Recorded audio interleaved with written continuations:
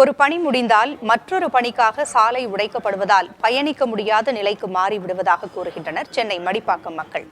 மழை, வெயில் என எந்த காலத்திலும் பயன்படுத்த முடியாத அளவிற்கு சாலை மோசமாக இருப்பதாகவும் வேதனை தெரிவிக்கின்றனர்.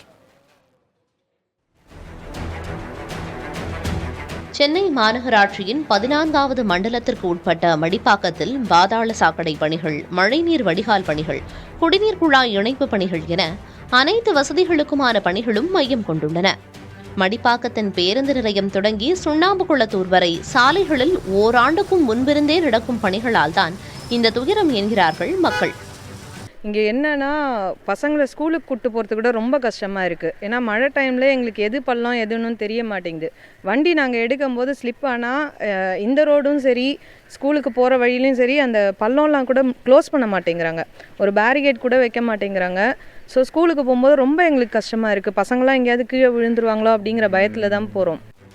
பெரியார் நகர் விரிவாக்கம், ராம் நகர், குபேரன் நகர், சதாசிவ நகர், ராஜாஜி நகர தெற்கு, LIC நகர், ராஜேஸ்வரி நகர், லட்சுமி நகர் உள்ளிட்ட மடிப்பாக்கத்தின் தெற்கு பகுதியில் உள்ள அனைத்து சாலைகளுமே பயன்படுத்த முடியாத நிலையில் உள்ளதாக வாகன ஓட்டிகள் வேதனை தெரிவிக்கின்றனர்.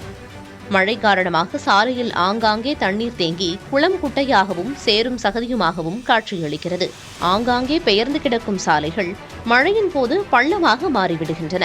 இதனால் நடந்து கூட செல்ல முடிவதில்லை என குற்றச்சாட்டுகளை அடுக்குகின்றனர் அப்பகுதி மக்கள். நான் வந்ததுலேருந்து இப்படி தான் இருக்குது.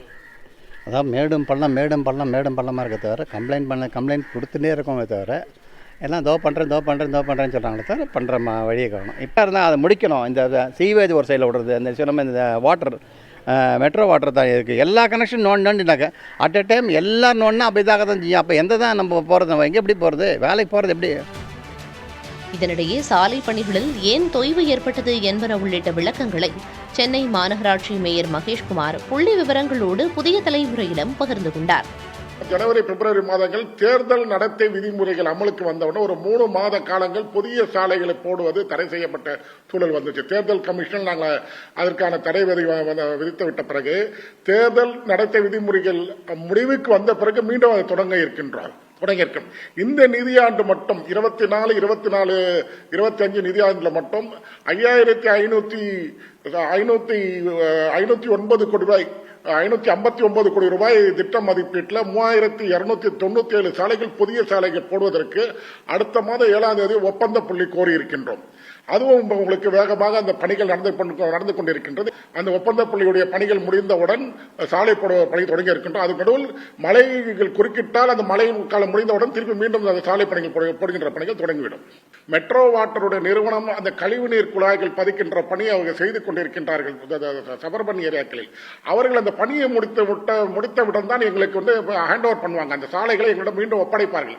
அப்பொழுதுதான் நாங்கள் அந்த சாலைகளை போடுகின்ற பணியை தொடங்க முடியும். மெட்ரோ வாட்டர் பணிகள் நடந்து கொண்டிருக்கும் போது எங்களால் சாலைகள் போட இயலாது.